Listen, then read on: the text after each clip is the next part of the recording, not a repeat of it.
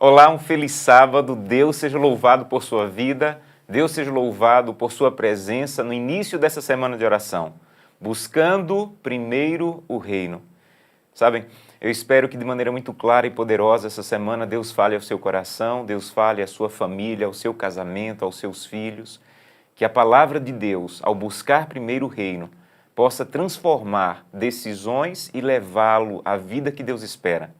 Estamos iniciando uma semana que eu creio que será muito especial. Teremos os sermões do pastor Stanley Arco, presidente da Divisão Sul-Americana. Teremos o sermão do pastor Marcos Bonfim, que é departamental de mordomia da Associação Geral. E uma semana de oração, ela é marcada não por quem vai pregar. Uma semana de oração ela é marcada pelas decisões que você irá tomar. Então deixa eu fazer o primeiro convite dessa semana. Prepare o seu coração através da oração. Peça a Deus para que de maneira muito clara e poderosa Ele fale ao seu coração durante toda a semana. Que a palavra alcance você, que a palavra transforme sua vida.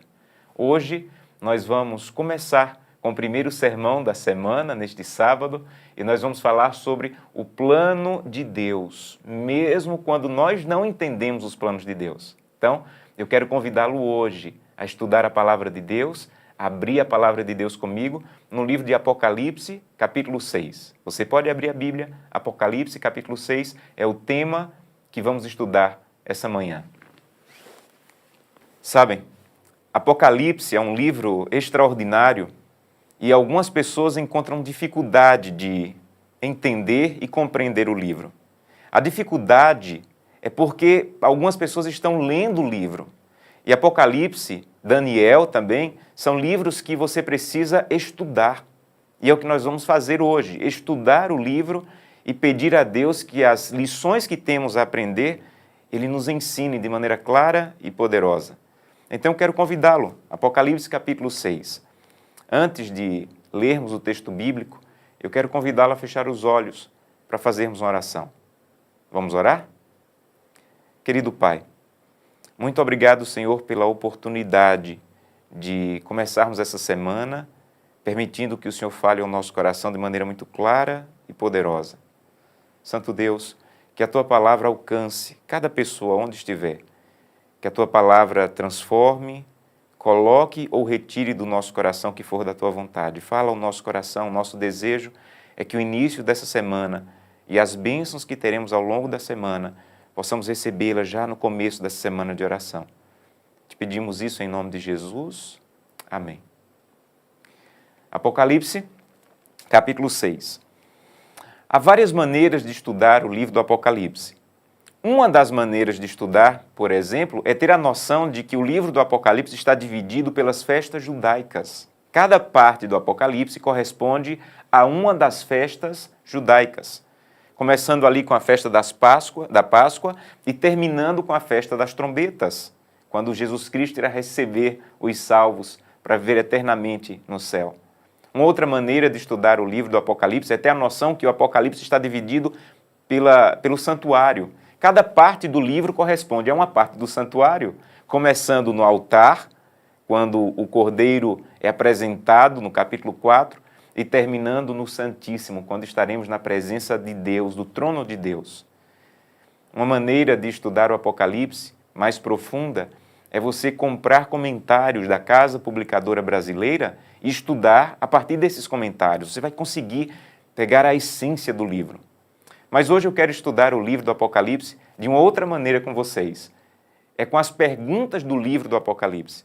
Eu não sei se você já percebeu isso, mas o livro do Apocalipse tem muitas perguntas e essas perguntas têm uma coisa muito curiosa sobre elas. Por exemplo, capítulo 6, Apocalipse capítulo 6, verso 10, diz assim: clamaram em grande voz, dizendo: até quando, ó soberano Senhor, santo e verdadeiro, não julgas nem vingas o nosso sangue dos que habitam sobre a terra?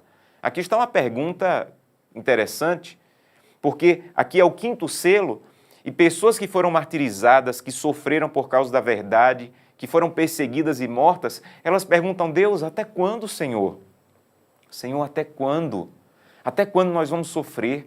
Até quando vamos ser perseguidos pelo único motivo de sermos fiéis ao Senhor? Em algum momento da sua vida você já se perguntou até quando? Senhor, até quando? Até quando vou ter que procurar emprego? Até quando vou enfrentar problemas no meu casamento? Até quando, Senhor, vou enfrentar tantas lutas em casa? Até quando, Senhor, vou enfrentar a saudade e a doença? Até quando? E sabe o que é curioso das perguntas do livro do Apocalipse? É que a pergunta está aqui, mas a resposta não está aqui. Então, sempre que você encontra uma pergunta no livro do Apocalipse, você encontra a pergunta, mas se você continuar lendo, a resposta não está aqui. Quando alguém pergunta até quando, o que ele quer saber, na verdade, é uma data. Senhor, eu vou sofrer até quando? Me dê a data de quando o sofrimento vai acabar. Me dê a data de quando a dor vai acabar. Mas o livro não traz imediatamente a resposta. Passa, por exemplo, para o versículo 17, capítulo 6, verso 17. Porque chegou o grande dia da ira deles, e quem é que pode suster-se? Aqui está a pergunta mais uma vez, mas novamente não está a resposta. Porque o livro do Apocalipse foi escrito dessa maneira. A pergunta que você deveria estar fazendo é a seguinte: pastor, mas por que o livro do Apocalipse foi escrito dessa maneira? Por que tem a pergunta, uma pergunta importante, pertinente, e não tem a resposta? Não é que não tenha resposta no livro, entende bem isso aqui. A resposta existe no livro, mas a resposta não aparece no mesmo capítulo da pergunta. Esse é o interessante das perguntas do livro. A pergunta é feita no capítulo 6 e a resposta só vai aparecer no capítulo 14. O capítulo 14 é a resposta às perguntas do capítulo 6. A pergunta é: até quando, Senhor? E no capítulo 14, verso 15, diz que um anjo vai dizer àquele que está sentado sobre a nuvem: toma tua foice e colhe, porque a terra já está pronta para a colheita. Aqui está a resposta. Até quando vamos derramar lágrimas? Até quando vamos sofrer nessa terra? Até que Jesus Cristo receba esse anúncio do anjo. A terra já está pronta para a colheita. Nesse momento, nunca mais dor, nunca mais sofrimento, nunca mais morte. Você entendeu? A pergunta está no capítulo 6. A resposta só aparece no capítulo 14. Um outro exemplo, capítulo 13. O capítulo 13 é um dos capítulos mais importantes do livro do Apocalipse. O capítulo 13 é a união dos poderes do mal para perseguir, destruir, pisar a verdade. O dragão dá poder à besta do mar e à besta da terra que se unem para perseguir o povo de Deus. E no meio desse capítulo, que parece que quem está vencendo é o dragão, essa é a noção que se tem quando lê o capítulo 13, parece que quem está vencendo é o dragão. Tem uma pergunta muito importante, capítulo 13, verso 4. Abra sua Bíblia. Apocalipse, capítulo 13, verso 4. E adoraram o dragão, porque deu a sua autoridade à besta. Também adoraram a besta, dizendo: quem é semelhante à besta? E quem pode vencê-la, ou quem pode lutar contra ela? Isso não é uma pergunta séria e importante? Quem poderá vencer o dragão? Quem poderá vencer o poder do mal? Quem poderá vencer a besta? Eu não sei se você tem essa impressão, mas quando você olha para o mundo de hoje, parece que quem está vencendo é o dragão. Essa é a impressão que o capítulo 13 quer passar. É apenas uma impressão. Uma das atribuições que eu tenho no escritório onde trabalho da igreja é receber os pedidos de oração das pessoas nas redes sociais da igreja e distribuir por alguns grupos de oração. E às vezes eu estou lendo aqueles pedidos e eu me emociono. Tanto sofrimento, pessoas em divórcio, pessoas dizendo: olha, alguém da minha família se suicidou, estou desempregado. Esses dias nós oramos por uma família que, num período de 2 meses, 4 pessoas da família faleceram. Não dá a impressão de que quem está vencendo é o dragão? É esse o que o capítulo 14, o capítulo 13 quer afirmar. Mas é apenas uma impressão. Porque a verdade é que quem vai vencer não é o dragão. Pastor, como você sabe disso? Porque a pergunta do capítulo 13, quem poderá vencer, é respondida no capítulo 17. Então, a primeira pergunta que você tem que estar se fazendo no coração é: pastor, por que o livro do Apocalipse é escrito desse jeito? Por que a pergunta aparece num capítulo e a resposta só aparece em outro capítulo? Aqui está. Primeira coisa que eu quero que você grave bem no teu coração. Assim é o livro do Apocalipse, porque assim é a vida cristã. Você chora num dia, você pergunta, você questiona, e a resposta não vem no mesmo dia das tuas dúvidas.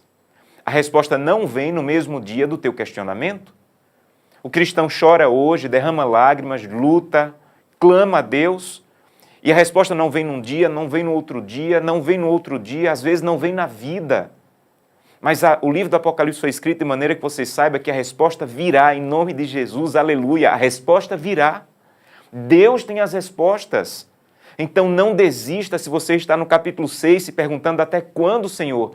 Espere, porque o capítulo 14 virá na tua vida. Se você está no capítulo 13 perguntando quem poderá vencer esse mal que está tentando tomar a minha vida, espere, porque a resposta virá no capítulo 17. A questão é que talvez você ainda esteja no capítulo 6 da sua vida. Em nome de Jesus, meu irmão, minha irmã, não desista. A resposta virá. Mas a resposta, não esqueça isso, a resposta nunca vem no mesmo capítulo da pergunta. Então não desista. Primeira coisa que eu quero que você grave no teu coração. Se você tem questionamentos, dúvidas, não desista da vida cristã, apesar dos questionamentos e das dúvidas. Espere até o dia em que Deus trará as respostas. Segunda coisa que eu quero que você grave bem no teu coração com essa mensagem. Deus não tem medo dos teus questionamentos. Não tenha medo de levar os teus questionamentos a Deus. Não tenha medo de levar as tuas dúvidas, as tuas ansiedades, os teus medos a Deus. Não tenha medo. Deus não tem medo de perguntas, mesmo que perguntas duras e difíceis. Você lembra do texto bíblico que diz que vinde arrazoemos? É Deus dizendo assim, vamos conversar. Você tem dúvidas, questionamentos? Traga a mim. Porque Deus prefere dúvidas sinceras do que certezas fingidas. Consegue gravar isso? Lembra da história de Jó? Jó apresentou várias dúvidas a Deus, vários questionamentos a Deus.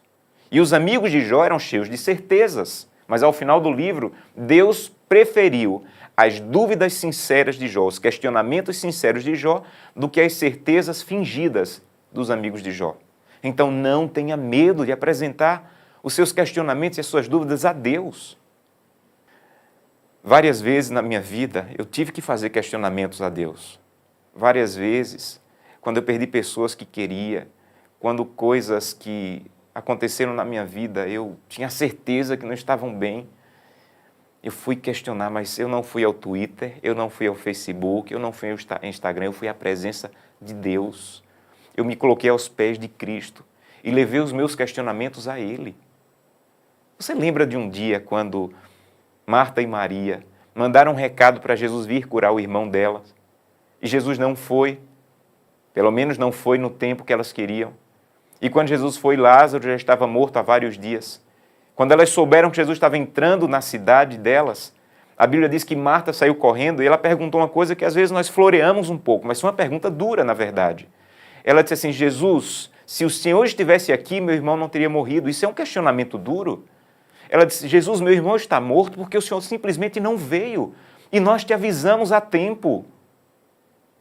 Mas sabe onde ela questionou? Ajoelhada aos pés de Cristo. Eu não sei quais são as suas dores. Eu não sei quais são os seus questionamentos, as suas lágrimas. O que eu sei é, coloque em primeiro lugar o reino de Deus. Priorize o relacionamento com Deus. E os teus questionamentos aos pés de Cristo, eles são ouvidos. E mesmo que não sejam respondidos hoje, não desista, porque Jesus Cristo trará a resposta. Então, se você me perguntar, Senhor, até quando? Pastor, me ajuda. Até quando, Senhor, eu vou passar pelo que eu estou passando? Eu vou te dizer, vai para o capítulo 14, verso 15. Até o dia que o anjo disser, Senhor, a terra já está pronta para a colheita. Mas se você me perguntar, pastor, quem poderá vencer o mal que está tentando destruir minha vida? Quem poderá vencer? Aí eu quero te convidar a ir para o capítulo 17. Lá está a resposta. Apocalipse, capítulo 17, está a resposta da pergunta do capítulo 13. Quem poderá vencer o mal? Quem poderá vencer esses poderes que se unem para destruir o povo de Deus? Capítulo 17, nós vamos ler o verso 14, que diz assim, pelejarão eles contra o cordeiro. Quem pelejará? Se você ler o contexto, você vai ver que é os poderes, que são os poderes do capítulo 13. Os poderes do capítulo 13 pelejam novamente no capítulo 17. O dragão, a besta, a Babilônia, eles vão pelejar contra o Cordeiro. Mas o Cordeiro os vencerá. Aleluia! O Cordeiro vencerá. Qual é a pergunta do capítulo 13? Quem poderá vencer? Quem poderá pelejar? Quem poderá enfrentar o poder do mal? Capítulo 17, verso 14, o Cordeiro vencerá. Eu costumo dizer que se o livro do Apocalipse terminasse aqui, o Cordeiro vencerá, ponto, nós teríamos o suficiente para continuar. O Cordeiro vencerá, meus irmãos. O Cordeiro vencerá o divórcio. O Cordeiro vencerá a dor. O Cordeiro vencerá a saudade, a doença. O Cordeiro vencerá o cemitério. O Cordeiro vencerá a morte. O Cordeiro vencerá. Deus seja louvado por isso. Quando Jesus Cristo voltar, os anjos vão descer das nuvens e vão colocar uma coroa na tua cabeça. Quando aquela coroa sentar na tua cabeça, você vai entender, o Cordeiro venceu. A vitória não é sua. A vitória não vem porque você guarda o sábado, porque é pastor, porque devolve o dízimo, porque é pactuante. A vitória vem porque a vitória é do Cordeiro. Quando os anjos nos levarem até a nuvem para encontrar Jesus Cristo, nós iremos fazer uma viagem até o céu. E em frente à porta do céu, Jesus Cristo vai se levantar. A porta que a Bíblia diz que é de uma pérola só. E toda a multidão de salvos estará ali, e eu quero estar ali com minha família. E Jesus Cristo, com sua mão marcada de cravos, vai abrir a porta e vai dizer, vosso conflito está terminado. Sabem, não há nada na vida que eu deseje ouvir mais do que Jesus dizendo, vosso conflito está terminado. Quando nós ouvirmos isso, nós vamos entender, o Cordeiro venceu. Você vai entender, eu não estou aqui pelo que eu fiz. Tudo que eu fiz não era suficiente para me dar a vitória de chegar à porta do céu e ouvir Jesus dizendo, vosso conflito está terminado. Quando você ouvir Jesus dizendo, vosso conflito está terminado, você vai entender de maneira muito clara, que a vitória é do Cordeiro. Então nunca esqueça disso. A vitória é do Cordeiro. A vitória não é pelo que você faz, pelo que você consegue, pelo que você devolve, pelo que você guarda. A vitória é do Cordeiro. Nunca esqueça disso. Isso faz toda a diferença na vida cristã. Mas sabem, o versículo continua dizendo que o Cordeiro vencerá, mas não para aqui. E ele diz, ele vencerá porque é o Senhor dos senhores e o Rei dos reis. E vencerão também. Deus seja louvado. O Cordeiro vencerá, já é suficientemente bom. O Cordeiro vencerá, mas o Cordeiro não vencerá sozinho, porque vencerão também com ele. Para mim, esse é um dos versículos mais importantes do livro do Apocalipse. Porque ele diz que o Cordeiro vencerá, mas não vencerá sozinho. O Cordeiro vai compartilhar essa vitória. Sabe com quem? Às vezes eu penso que seria mais fácil se dissesse assim, o Cordeiro vencerá, porque é o Senhor dos senhores e o Rei dos reis, e vencerão também os adventistas do sétimo dia. Não seria mais fácil? Mas não é isso que diz o texto bíblico. E os batistas iriam querer que dissesse o Cordeiro vencerá e vencerão também os batistas. E vencerão também os assembleístas, vencerão também os católicos. Mas não é isso que diz o texto bíblico. O texto bíblico diz assim, o Cordeiro vencerá, porque é o Senhor dos senhores e o Rei dos reis, e vencerão também os chamados, os eleitos e os fiéis. Olha para o texto bíblico. Os chamados, os eleitos e os fiéis. Os chamados, os eleitos e os fiéis que se acham com ele. Vejam, você precisa entender isso. E com isso eu concluo a mensagem de hoje. Os que vencerão serão os chamados, eleitos e fiéis. Chamado é aquilo que Jesus Cristo fez na cruz do Calvário.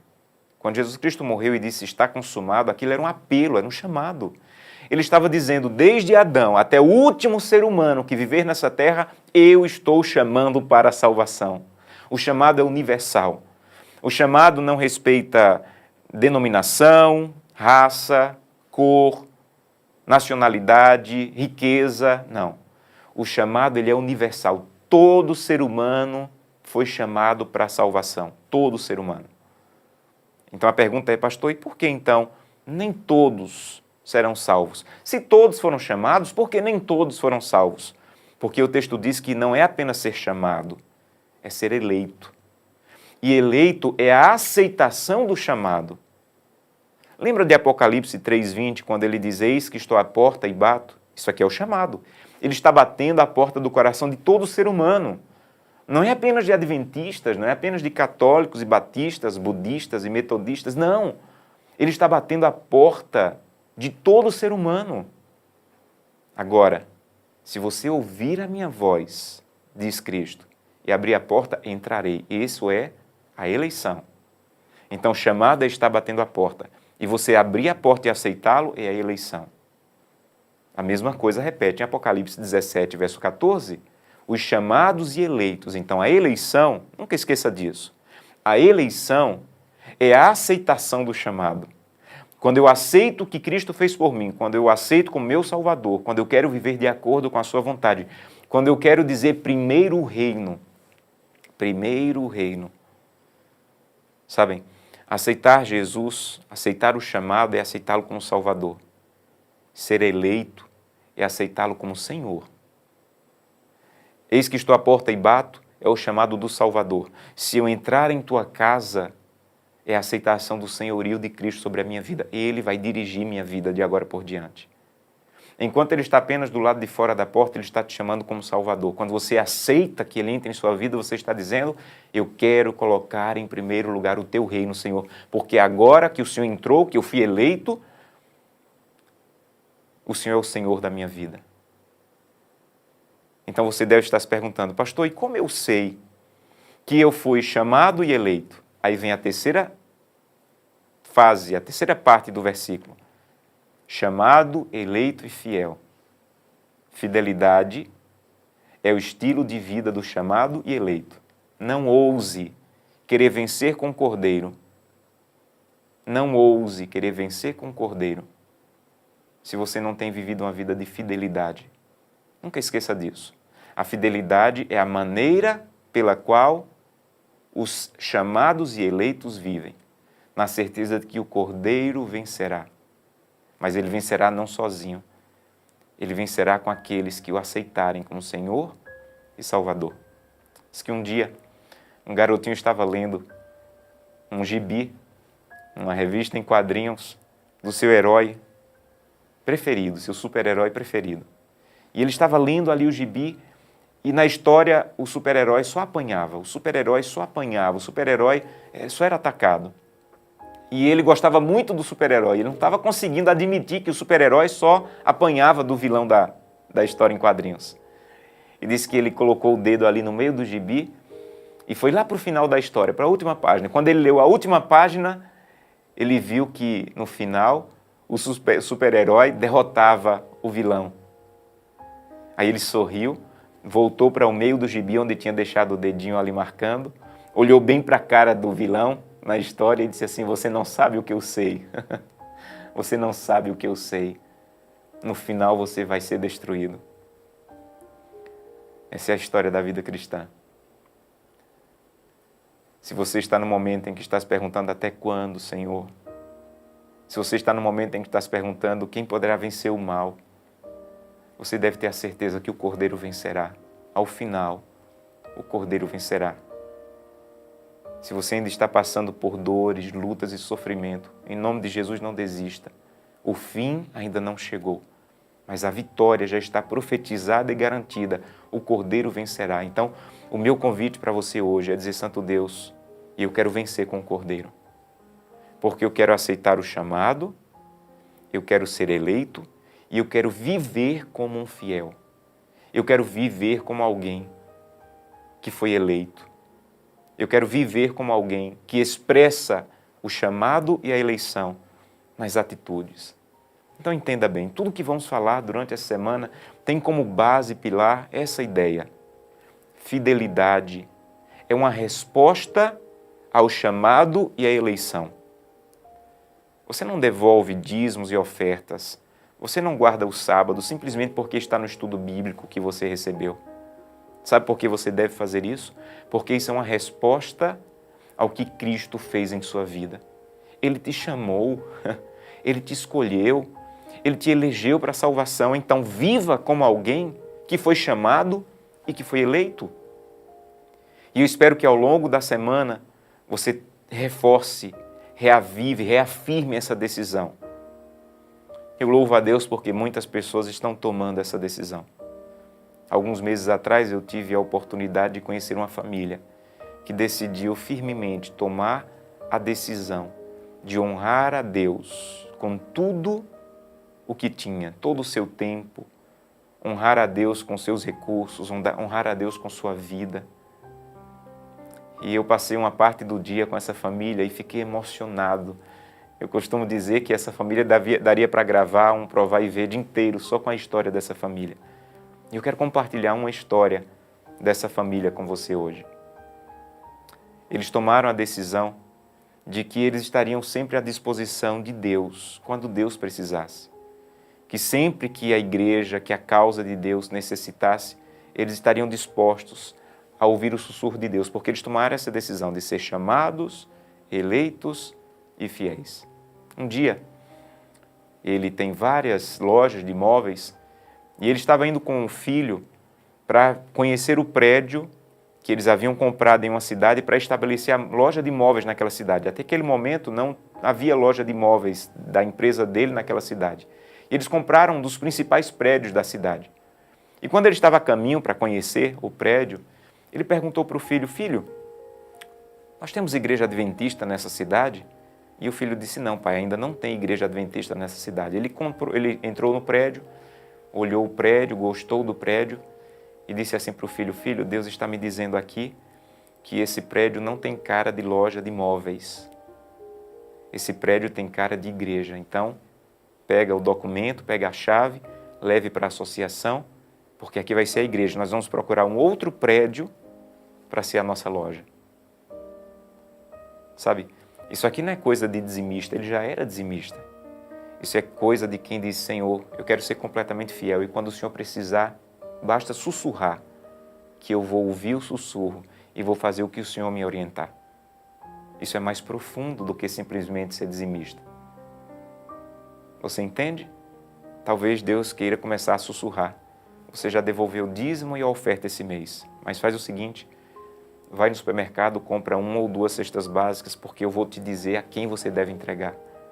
Compra alguns materiais escolares, porque eu vou dizer a que criança você vai ajudar. Deus vai começar a sussurrar para os chamados, os eleitos e os fiéis, que querem dizer: Santo Deus, eu quero vencer com o Cordeiro, mas eu quero vencer como alguém fiel. Eu não sei em que momento você está vivendo, mas eu quero convidá-lo a não desistir, porque muito em breve, as nossas respostas serão atendidas pelo retorno de Cristo. Se o seu desejo hoje é dizer: Santo Deus, eu quero vencer com o Cordeiro, eu quero esperar as respostas dos questionamentos que eu tenho aos teus pés, eu quero convidá-lo a se colocar em pé onde você está. Coloque-se em pé e diga: Santo Deus, eu quero me manter fiel, porque eu fui chamado e eleito, eu quero viver como um chamado e um eleito. Se esse é o seu desejo, coloque-se em pé e eu quero orar por você, onde você estiver nesse momento. Coloque-se em pé. Eu não quero terminar sem pedir a bênção de Deus para a sua vida. Amém. Deus seja louvado. Vamos orar?